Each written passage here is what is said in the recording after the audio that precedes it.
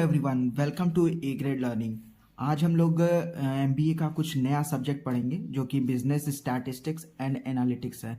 ये एमबीए का बहुत ही इम्पॉर्टेंट सब्जेक्ट है और सबसे इम्पॉर्टेंट इसमें यूनिट 5 आती है हाइपोथेसिस। इसकी बहुत सारा डिमांड थी मेरे पास, तो मुझे इसके बारे में थोड़ा इलेबोरेट करना चाहिए। थोड़ी वीडियो लंबी होगी बट आई होप कि आपको इस वीडियो के थ्रू हाइपोथेसिस क्या होती है और बेसिकली मेरा मोटिव था इस वीडियो को बनाने का कि आप जो भी टेस्टिंग यूज़ की जाती है इसके अंदर वो कैसे आइडेंटिफाई करेंगे। सबसे बड़ी क्वेरी वही होती है। तो आइए स्टार्ट करते हैं वीडियो के साथ। हाइपोथेसिस क्या होती है? हाइपोथेसिस हम लोग पहले तो जान। तो फ्रेंड्स, वीडियो को स्टार्ट करने से पहले मैं चाहूँगा कि जिसने भी अभी तक चैनल को सब्सक्राइब नहीं किया है वो प्लीज़ सब्सक्राइब कर दे और प्लीज़ इस वीडियो को लाइक और ज़्यादा से ज़्यादा शेयर जरूर करें कि आने वाली अपडेट्स इसी तरह की इंपॉर्टेंट वीडियोस आपको मिलती रहेंगी। Now let's start. Hypothesis basically Hindi में हम लोग पहले जानते हैं कि होता क्या है। हाइपोथेसिस मतलब अंदाजा लगाना या अनुमान लगाना किसी चीज़ का। मतलब हम लोग कोई भी डेली बेसिस पे वर्क करते हैं या बिजनेस टर्म में हम लोग कोई चीज़ एनालाइज करते हैं, उसका अनुमान लगाते हैं कि किसी चीज़ की प्रोबेबिलिटी कितनी है होने की। ठीक है, तो a hypothesis is an idea or explanation that you test through study and experimentation। मतलब हाइपोथेसिस एक आइडिया है एक्सप्लेनेशन का जो कि हम लोग एक्सपेरिमेंट करने के साथ ही साथ इसको एनालाइज करते हैं। Basically it is used in an experiment to define the relationship between two variables. इसके अंदर हम लोग क्या करते हैं, एक ये रिलेशनशिप है जिसमें हम लोग दो वेरिएबल के बीच का डिफरेंस या रिलेशनशिप जानते हैं। अब इसके कुछ फीचर्स आते हैं हाइपोथेसिस में। थ्योरेटिकल पार्ट के लिए थोड़ा इंपॉर्टेंट है तो आप इसको समझ लीजिएगा। फीचर्स और इसके गुड हाइपोथेसिस कैसे हो सकती है। गुड हाइपोथेसिस होती है पावर ऑफ प्रेडिक्शन, मतलब कि कितनी लेवल की प्रेडिक्शन आप कर सकते हैं, किस लेवल की प्रेडिक्शन कर सकते हैं फॉर द फ्यूचर पर्पस, तो उसकी पावर क्या है। नेक्स्ट है क्लोजेस्ट टू ऑब्जर्वेबल थिंग्स, मतलब हम लोग कितना क्लोजली किसी चीज को ऑब्जर्व कर सकते हैं, कितना क्लोजली हम लोग फ्यूचर को प्रेडिक्ट कर सकते हैं। किसी भी प्रोडक्ट की मान लीजिए सेलिंग इन फ्यूचर में कितनी होनी है, ठीक है, और या किसी सिचुएशन को हम लोग जब एनालाइज करते हैं या प्रेडिक्ट करते हैं तो वही गुड हाइपोथेसिस होती है। थर्ड क्या आता है, सिंप्लिसिटी। सिंप्लिसिटी का मतलब good hypothesis must be simple and no complexity. मतलब गुड हाइपोथेसिस वही होती है जहां पे कोई कॉम्प्लेक्सिटी आती नहीं है, बहुत ही सिंपल तरीके से हाइपोथेसिस को एनालाइज या प्रेडिक्ट कर लिया जाता है, वही होती है simplicity. And clarity, conceptual clearance होना चाहिए। जब भी हम लोग हाइपोथेसिस को जज करते हैं या प्रेडिक्ट करते हैं तो वहां पे कॉन्सेप्चुअल क्लैरिटी होनी बहुत ज़्यादा ही ज़रूरी है। और भी बहुत सारी चीज़ें फीचर्स और हाइपोथेसिस को गुड हम लोग कह सकते हैं, जैसे टेस्टेबिलिटी अच्छी होनी चाहिए या रिलेवेंट टू प्रॉब्लम होना चाहिए, और हम लोग कह सकते हैं कंसिस्टेंसी भी होनी चाहिए विद हार्मनी। तो ये सारे फीचर्स एंड गुड हाइपोथेसिस के पार्ट हैं। एग्जाम्पल के थ्रू इसको हम लोग समझने की कोशिश करते हैं कि मान लीजिए कहते हैं हम लोग, if I had a fertiliser to my garden then my plants will grow faster. मतलब हाइपोथेसिस हम लोग कैसे समझ रहे हैं एग्जाम्पल के थ्रू, कि अगर मैं अपने गार्डन में फर्टिलाइजर ऐड करता हूं या डालता हूं तो क्या मेरा प्लांट जो होगा या जो मेरे गार्डन में प्लांट होगा वो जल्दी जल्दी ग्रो करेगा या नहीं करेगा। ये एक प्रेडिक्शन है कि या तो अच्छा ग्रो करेगा या तो नहीं करेगा। यहाँ पे यस या नो वाली कंडीशन आ रही है, तो यही होती है हाइपोथेसिस। मतलब अंदाजा लगा रहे हैं कि अब यहाँ पे हो सकता है ना कि यहाँ मैं दो चीजें बोल सकता हूं, हाँ ग्रो कर सकता है या नो ग्रो नहीं कर सकता है। तो ये हमारी एक एग्जाम्पल है। दूसरा हम लोग बोल सकते हैं, is the height of a son is dependent upon father. क्या जो सन की हाइट है वो फादर के ऊपर डिपेंड करती है या नहीं करती है। ये भी एक प्रेडिक्शन है। ये भी हम जानते हैं कि कैसे ये प्रेडिक्ट किया जाएगा कि फादर की हाइट क्या सन के बराबर होगी या उससे ज्यादा होगी, उससे कम होगी, कैसी होगी। ये एक प्रेडिक्शन है। तो यही हाइपोथेसिस का एग्जाम्पल है और यही हाइपोथेसिस होती है। नेक्स्ट हम लोग जानेंगे कि नल हाइपोथेसिस क्या होता है। नल हाइपोथेसिस बहुत ही इंपॉर्टेंट है। अब बहुत लोग इसमें कंफ्यूज रहते हैं कि नल हाइपोथेसिस होता क्या है, तो मैं नल हाइपोथेसिस आपको बताता हूं। It is a hypothesis that says there is no statistical significance between two variable. मतलब कि जहां पे कोई भी स्टैटिस्टिकल सिग्निफिकेंस नहीं यूज किया जाता है, वो होता है नल हाइपोथेसिस। इसको रिप्रेजेंट कैसे करते हैं हम लोग, एच नॉट से रिप्रेजेंट करते हैं, इसको कहते हैं नॉड। ये जो यूज किया गया टर्म वो होता है नॉड। तो एच नॉट मतलब हाइपोथेसिस नॉड। नेक्स्ट देखते हैं ऑल्टरनेटिव हाइपोथेसिस। ऑल्टरनेटिव हाइपोथेसिस क्या होता है, it is the one that states there is a statistical significant relationship between two variable. अब इसमें ऑल्टरनेटिव में क्या होता है कि किसी भी स्टैटिस्टिकल डेटा जो हमारे पास होगा उसके बीच में जो रिलेशनशिप क्रिएट होगा या दो वेरिएबल के बीच में जो रिलेशनशिप बनेगा वो होता है ऑल्टरनेटिव हाइपोथेसिस। मतलब नल में नहीं हो रहा था, कोई सिग्निफिकेंस नहीं हो रहा था दो वेरिएबल के बीच में, और ऑल्टरनेटिव में रिलेशनशिप क्रिएट होगा। तो इसको रिप्रेजेंट कैसे करते हैं, H1 से डिनोट करते हैं, H1। अब हम लोग इन दोनों का डिफरेंस बेसिकली एक एग्जांपल के माध्यम से समझेंगे कि एग्जांपल क्या है। मान लीजिए ये बोल रहा है कि for analysing the impact of counselling upon the student the hypothesis can be. मतलब कि अगर हम स्टूडेंट पे काउंसलिंग करें या स्टूडेंट्स के डेटा पे काउंसलिंग करें तो हमें क्या क्या चीज़ें, क्या पता चलेगा कि उनके ऊपर स्टूडेंट पे कोई इम्पैक्ट पड़ रहा है या नहीं पड़ रहा है, मतलब स्टूडेंट पे कोई फैक्ट पड़ेगा या नहीं पड़ेगा। तो पहला अगर नल के हिसाब से देखें तो हम लोग नल में कह सकते हैं, हमने बोला कि नो स्टैटिस्टिकल सिग्निफिकेंस, मतलब यहां पे क्या होगा, there is no significant impact of counselling upon the student. मतलब कि स्टूडेंट पे कोई भी इम्पैक्ट, नो इम्पैक्ट पड़ेगा, मतलब कोई भी इम्पैक्ट उस पर्टिकुलर काउंसलिंग से स्टूडेंट्स पे नहीं होने वाला है। दूसरा क्या है, H1 मतलब ऑल्टरनेटिव का हम लोग देखें, अगर ऑल्टरनेटिव के केस से देखें तो हमें पता है कि यहाँ पे स्टैटिस्टिकल सिग्निफिकेंट होगा कोई वन स्टेट पे, मतलब there is a significant impact of counselling upon the student. मतलब कि अगर हम काउंसलिंग करते हैं स्टूडेंट्स की तो उन पे कोई ना कोई इम्पैक्ट पड़ेगा, कोई ना कोई फर्क पड़ेगा। तो ये बेसिक डिफरेंस है नल और ऑल्टरनेटिव हाइपोथेसिस का। अगर हम लोग और कुछ एग्जांपल देखें या फ्रेम करना चाहें, कैसे फ्रेम करेंगे हम लोग बेसिकली नल हाइपोथेसिस को, पहले तो हमें जानना होगा कि हमेशा जो नल हाइपोथेसिस क्रिएट होगी वो, उसमें आप first start by asking a question. हम लोग उसमें हमेशा क्वेश्चन पूछने से स्टार्ट करेंगे। जब हम लोग क्वेश्चन पूछेंगे तो हमें समझ में आएगा कि उसका सिग्निफिकेंस क्या निकल के आ रहा है, वो दो वेरिएबल के बीच का जो रिलेशनशिप क्या बिल्ट होके आ रहा है। एक मैं मान लीजिए एक और एग्जांपल देता हूं कि are teens better at math than adults. मतलब मैं एक एग्जांपल लेता हूं कि बोल रहा है are teens better at math than adult. मतलब अब हमने क्या क्वेश्चन अराइज किया, क्वेश्चन ये अराइज किया कि क्या जो नौजवान बच्चे हैं वो बेटर हैं क्या मैथ्स में एडल्ट के कंपैरिजन में, है ना। जो नए अभी बच्चे हैं जो पढ़ना शुरू किए हैं उनके ऊपर क्या इम्पैक्ट पड़ता है, क्या वो मैथ्स में बेटर है एज कंपेयर टू एडल्ट। अब हम लोग यहाँ क्या करते हैं, अनुमान लगा रहे हैं कि हाँ हो सकते हैं या नहीं भी हो सकते हैं। तो जब नहीं हो सकते हैं तो वो नल का केस हो जाता है ना। जहाँ पे नो सिग्निफिकेंट आ जाता है वो नल का केस हो जाता है। और जब हम कहते हैं कि हाँ उनके ऊपर कोई इम्पैक्ट पड़ सकता है या एज के हिसाब से इफेक्ट पड़ सकता है तो वो हमारा क्या हो जाता है, ऑल्टरनेटिव हाइपोथेसिस। आई होप आपको ये समझ में आ रहा होगा एग्जांपल। नेक्स्ट हम लोग देखते हैं क्या, हाइपोथेसिस टेस्टिंग। ये अब इसके आगे है, मतलब हम लोग इतनी सारी अनुमान लगा रहे हैं तो उसको हम लोग टेस्ट भी तो करेंगे। तो कैसे टेस्ट करेंगे, हाइपोथेसिस टेस्टिंग।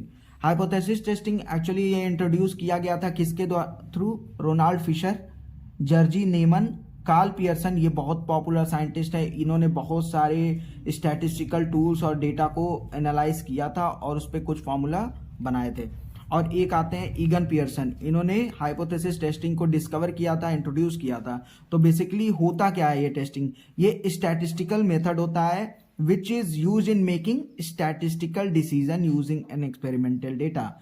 हम लोग एक्सपेरिमेंटल डेटा को आइडेंटिफाई करते हैं और उसके थ्रू कोई डिसीजन लेते हैं। तो यही होता है हाइपोथेसिस टेस्टिंग, जहां पे हम लोग टेस्ट परफॉर्म करते हैं किसी एक्सपेरिमेंटल डेटा को लेकर के, ठीक है। अब इसमें कुछ चीज़ें आती हैं, कुछ एरर भी आते होंगे भाई। हम जो डिसीजन ले रहे हैं, जो भी एक्सपेरिमेंटल डेटा से हम लोग डिसीजन लेने की कोशिश कर रहे हैं, तो वहाँ पे कुछ एरर आएंगी। तो वो ही एरर को दो पार्ट में डिवाइड किया गया है, टाइप 1 और टाइप 2 एरर। टाइप 1 एरर क्या होता है? टाइप 1 एरर देखिए, कॉल्ड अ फॉल्स पॉजिटिव, इसको हम लोग फॉल्स पॉजिटिव एरर भी कहते हैं। And it occurs when a researcher incorrectly reject a true null hypothesis. जब रिसर्चर क्या करता है कि इनकरेक्टली, गलती से रिजेक्ट कर देता है ट्रू हाइपोथेसिस को, मतलब जो हमने अनुमान लगाया था, जो सही अनुमान लगाया था, उसको वो रिजेक्ट कर देता है, तो वहां पे टाइप 1 एरर आ जाती है। तब वही एरर को हम क्या कहते हैं? टाइप 1 एरर कहते हैं। और सेकेंड टाइप 2 एरर क्या होता है? इसको हम लोग फॉल्स निगेटिव एरर भी कहते हैं। And it occurs when a researcher fails to reject a null hypothesis which is really false. Actual में क्या होता है, वो रिसर्चर क्या करते हैं कि वो उस हाइपोथेसिस को जो ऑलरेडी रिजेक्टेड है, उसको वो क्या कह देते हैं? फॉल्स कह देते हैं। मतलब देखिए, हम लोग टेबल के थ्रू समझेंगे इसको। ये नल हाइपोथेसिस है, जब ट्रू होता है तो यहाँ पे डिसीजन क्या किया गया? ये करेक्ट डिसीजन तब होगा जब हाइपोथेसिस भी ट्रू होगी और एक्सेप्ट भी सही तरीके से रिसर्चर के थ्रू किया गया होगा। बट रिजेक्ट कब कर दिया जाएगा? रिजेक्ट किया जाएगा रिसर्चर के थ्रू जब हाइपोथेसिस ट्रू हो रही है। लेकिन रिसर्चर ने क्या किया? उस हाइपोथेसिस, ट्रू हाइपोथेसिस को उसने रिजेक्ट कर दिया, तब ये क्या आता है? टाइप 1 एरर आता है। दूसरा क्या है? जब हाइपोथेसिस फॉल्स होती है, जब हाइपोथेसिस फॉल्स होती है और रिसर्चर, मतलब डिसीजन, कोई रिसर्चर मैं कह रहा हूं, रिसर्चर उसमें हाइपोथेसिस एक्सेप्ट की गई है, ठीक है, फॉल्स हाइपोथेसिस को रिसर्चर ने क्या कह दिया है? एक्सेप्ट कर दिया है, तो वो हमारा टाइप 2 एरर हो जाता है। लेकिन अगर फॉल्स हाइपोथेसिस को वो रिजेक्ट कर देता है, तो यानी वो करेक्ट डिसीजन लिया गया उसके हिसाब से, है ना। मतलब अब ओवरऑल समझिएगा इसका मतलब क्या हो गया। ओवरऑल कहने का मतलब मेरा ये है कि जब सही डिसीजन लिया गया, सही decision in the sense hypothesis सही था और सही डिसीजन लिया गया उसको एक्सेप्ट करके, तो वो डिसीजन करेक्ट होता है। लेकिन अगर सही हाइपोथेसिस को रिसर्चर ने गलत कह दिया, तो वो एरर आ गई, तब वहां पे टाइप 1 एरर आता है। और वहीं जब हाइपोथेसिस फॉल्स होता है, गलत हाइपोथेसिस होती है, लेकिन रिसर्चर उसको एक्सेप्ट कर देता है, बाय फॉल्ट या बाय डिफॉल्ट उसको एक्सेप्ट कर देता है, तो वो टाइप 2 एरर आ जाती है। लेकिन जब वो हाइपोथेसिस फॉल्स है और उसको उस समय फॉल्स हाइपोथेसिस को रिजेक्ट कर दिया गया, मतलब ये वो करेक्ट डिसीजन लिया गया है। तो आपको आई होप कि टाइप 1 एरर और टाइप 2 एरर के बीच में डिफरेंस समझ में आ गया होगा। नेक्स्ट हम लोग मूव करते हैं सबसे मोस्ट इंपॉर्टेंट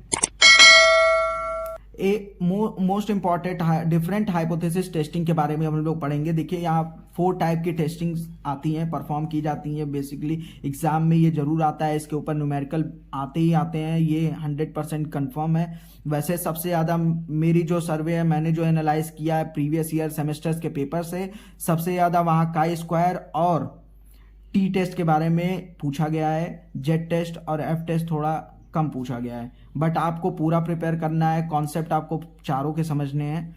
तो मैं पहले आपको बेसिक डिफरेंस बता देता हूं कि क्या होते हैं इसके बीच में। टी टेस्ट हम लोग, सबसे बड़ा क्वेरी होता है, मैंने वीडियो के स्टार्टिंग में भी आपसे बोला था कि हम लोग इस टेस्ट को आइडेंटिफाई नहीं कर सकते हैं, बिकॉज हमेशा एक सेमेस्टर में क्वेश्चन पेपर जो क्रिएट किया जाता है एग्जामिनर के थ्रू, उसमें कभी ऐसा पॉसिबिलिटी नहीं होती है कि आपको वो टेस्ट दिया ही होगा। वहाँ नहीं मेंशन, वहाँ बेसिकली हो सकता है कि ऐसा मेंशन ना हो कि ये टी टेस्ट है, जेड टेस्ट है, काई स्क्वायर टेस्ट है या एफ टेस्ट है, तो हमें उसे आइडेंटिफाई करना होगा। तो आइडेंटिफिकेशन के लिए मैं कुछ आपको तरीका बताऊंगा। वो तरीका क्या है कि जब टी टेस्ट की सैंपल साइज लेस देन 30 होती है, तो वो टी टेस्ट होता है। मैं अभी आपको एग्जाम्पल के थ्रू भी बताऊंगा। जेड टेस्ट का मतलब क्या हो गया कि सैंपल साइज जिसकी ग्रेटर देन होगी और इक्वल टू 30 होगी, ग्रेटर देन और इक्वल टू 30 होती है। काई स्क्वायर टेस्ट में आपको एक टेबल दी जाती है, मतलब sample should be generated at random, ठीक है, ये रैंडम जनरेट किया जाता है सैंपल को, और या population that is provided, table में जो प्रोवाइडेड पॉपुलेशन दी होगी या सैंपल साइज दिए होंगे उस हिसाब से हम लोग इस टेस्ट को परफॉर्म करते हैं। एफ टेस्ट में हैविंग द 2 और मोर वेरिएबल्स, इसके अंदर 2 वेरिएबल, 2 या 2 से ज़्यादा वेरिएबल, 2 या 3 वेरिएबल हो सकते हैं। हम लोग इसको डिनोट कैसे करते हैं? टी टेस्ट को हम लोग हमेशा टी से डिनोट करते हैं, जेड टेस्ट को हमेशा जेड से, स्मॉल जेड से डिनोट करते हैं। काई स्क्वायर को हम लोग, ये काई स्क्वायर बनाने का सिंबल है, आप काई स्क्वायर बना सकते हैं ऐसे, और denoted by F test is like small F. ठीक है, नेक्स्ट थर्ड पॉइंट पे हम लोग जाते हैं, comparing means of 2 population. T test में हमेशा 2 पॉपुलेशन के बीच की कंपैरिजन की जाती है। जेड टेस्ट में ये नॉर्मल डिस्ट्रीब्यूशन पे बेस्ड होता है, हमने पहले भी पढ़ रखा है नॉर्मल डिस्ट्रीब्यूशन क्या होता है, और basically Poisson distribution, binomial distribution, ये प्रोबेबिलिटी का चैप्टर है, तो मैं उस पर भी आपको धीरे धीरे सारी चीज़ें आइडेंटिफाई कराऊंगा, बताता रहूँगा। काई स्क्वायर टेस्ट क्या होता है? काई स्क्वायर टेस्ट हमने बताया कि sample should be generated at random, हम लोग इसको रैंडमली जनरेट कर देते हैं, but from the population that provided population से ही हम लोग सैंपल साइज को जनरेट करते हैं। एफ टेस्ट में हम लोग क्या करते हैं? Comparing population variance, 2 population variance, यहां हम लोग 2 पॉपुलेशन वेरिएंस, 2 या 3 पॉपुलेशन वेरिएंस को हम लोग कंपेयर करते हैं। इसमें सैंपल साइज स्मॉल होती है, और इसमें जेड टेस्ट में सैंपल साइज एट रैंडम होती है। ठीक है, अब हम लोग बेसिक फॉर्मूला हम लोग जानते हैं, टी टेस्ट का फॉर्मूला ये होता है T equal to x1 bar minus x2 bar, ये मीन हम लोग निकाल सकते हैं। ठीक है, मीन होता है, हमने पढ़ा होगा स्टैटिस्टिक्स में, आपने भी पढ़ा होगा, ये एस मतलब स्टैंडर्ड डेविएशन कह सकते हैं, which is under root with number 1 population and number 2 population. ठीक है, सैंपल साइज दिया हुआ है, एन नंबर दिए होंगे आपको टी टेस्ट में हमेशा, तो ये आपके फॉर्मूले हैं। ठीक है, एंड जेड टेस्ट क्या है? जेड टेस्ट आप देख सकते हैं यहाँ कि मीन ऑफ बार दिया हुआ है x1 बार माइनस x2 बार, और हम लोग x बार यहाँ हमें पता है कि कैसे हम लोग निकालते हैं, 1/n समीशन xi, मतलब जितने भी हमारे पास नंबर ऑफ टर्म्स दिए होंगे, x साइज सैंपल साइज दिया होगा, उसको हम लोग सम कर लेंगे एक साथ। ठीक है, तो हमारे पास ये दिया हुआ है एस डी नोट, मैंने यहाँ मेंशन किया है S D notes standard deviation, इसके नोट्स आपको पीडीएफ फॉर्म में इस लिंक में मिल जाएंगे, आप इसको देख लीजिएगा और गो थ्रू कर लीजिएगा। काई स्क्वायर कैलकुलेटेड, हम लोग जो भी ये फाइंड करते हैं वो कैलकुलेटेड वैल्यू फाइंड करते हैं, और इसको कंपेयर करते हैं किससे? टैबुलेटेड वैल्यू, मतलब टेबल में आपको एक वैल्यू दी होगी, आपको उससे कंपेयर करना होगा। जो भी हम लोग क्वेश्चन अभी देखेंगे उसमें बताएगा कि एट 5% लेवल या 1% ऑफ सिग्निफिकेंट लेवल, सिग्निफिकेंसी हम लोग देखते हैं, उसमें जज करते हैं, तो हम लोग वहाँ कंपेयर करेंगे। मान लीजिए टी है तो टेस्ट कैलकुलेटेड हम लोग जो फाइंड कर रहे हैं, और टी टैबुलेटेड वैल्यू, मतलब दोनों की कैलकुलेटेड वैल्यू और टैबुलेटेड वैल्यू के बीच में हम लोग कंपैरिजन करेंगे, वहां हम लोग जानेंगे कि कौन सा बड़ा है कौन सा नहीं, उससे हमें पता चलेगा सिग्निफिकेंसी ऑफ इस टेस्ट की। और काई स्क्वायर आप देख सकते हैं, वाई ऑब्जर्व फ्रीक्वेंसी, और ई आई होता है एक्सपेक्टेड फ्रीक्वेंसी। एफ टेस्ट में हम लोग जानते हैं large scale variance upon smaller scales variance, हम लोग ने पहले ही बोला कि comparing between 2 population variant, 2 population के बीच की वेरिएंस को हम लोग कंपेयर करते हैं। ठीक है, अब हम लोग कुछ एग्जांपल आपको मैं बता देता हूं कि कैसे आप आइडेंटिफाई करते हैं, मैं आपको बता दूंगा यहाँ पे। जैसे टी टेस्ट है, मैंने आपको बोला कि sample size is less than 30, तो सैंपल साइज हम देख सकते हैं, यहाँ हमारे पास एग्जाम्पल दिया हुआ है, 2 types of medicine where used for 5 and 7 patients for reducing their weight. Medicine A was imported and medicine B indigenous. The decrease in the weight after using the both medicine in kg for 6 months are as follows. यहाँ पे आपको दिया हुआ है कि medicine और medicine B के ए और बी के बीच में कंपेयर किया गया है, जहाँ पे 5 से 7 पेशेंट का डेटा लिया गया है। तो हमारे पास दिख रहा होगा कि ये जितने भी सैंपल साइज दिए हुए हैं वो लेस देन 30 हैं, तो ये हमें पता चल जाता है कि ये टी टेस्ट होता है। ठीक है, जहां पे भी सैंपल साइज टी टेस्ट में जहां भी सैंपल साइज 30 से लेस देन होगा वो क्या होता है? टी टेस्ट होता है। ठीक है, देखिए मैं आपसे बोल रहा था कि यहाँ पे आपको पता करना है is there any significant difference, यहाँ पे सिग्निफिकेंट हमें जानना पड़ेगा कि क्या इसकी सिग्निफिकेंसी है। नेक्स्ट हम लोग देखते हैं क्या? Z test. जेड टेस्ट का एक एग्जांपल देख लीजिए। In order to conduct a survey of buying habit in 2 market A and B selected at 2 different places of city, at market A 500 shoppers, यहाँ ध्यान दीजिएगा, 500 shoppers are chosen at random where a average weekly expenditure of shopper on shopping is found to ₹350। ठीक है, यहाँ standard deviation भी दिया हुआ है सबका। ठीक है, आपके पास दो मार्केटर के बीच का कंपैरिजन किया हुआ है। हमने क्या बताया था, जेड टेस्ट हमने बोला था, आप देख सकते हैं जेड टेस्ट मैंने बोला था कि sample size is greater than और इक्वल टू 30, जहां पे सैंपल साइज ग्रेटर देन 30 होगी या इक्वल टू 30 होगी, तो हमें पता है कि सैंपल साइज यहाँ दी हुई है 500 शॉपर्स के बारे में दिया गया है, और जहां पे 320 ये दिया हुआ है, ठीक है, और 350 दिया हुआ है, तो हमें पता है कि ये 30 से बड़ी वैल्यूज हैं। सैंपल साइज क्या दिया हुआ है, ज्यादा दिया हुआ है 30 से। ठीक है, तो ये हमें पता है कि किस टाइप की टेस्ट होगी, ये जेड टेस्ट होगा। ठीक है, अब नेक्स्ट हम लोग काई स्क्वायर टेस्ट की बात करते हैं। काई स्क्वायर टेस्ट में मैंने आपसे बताया था कि ये हैविंग द टेबल आपको मिलेगा यहाँ पे, जहाँ पे आपको कंपेयर करना पड़ेगा।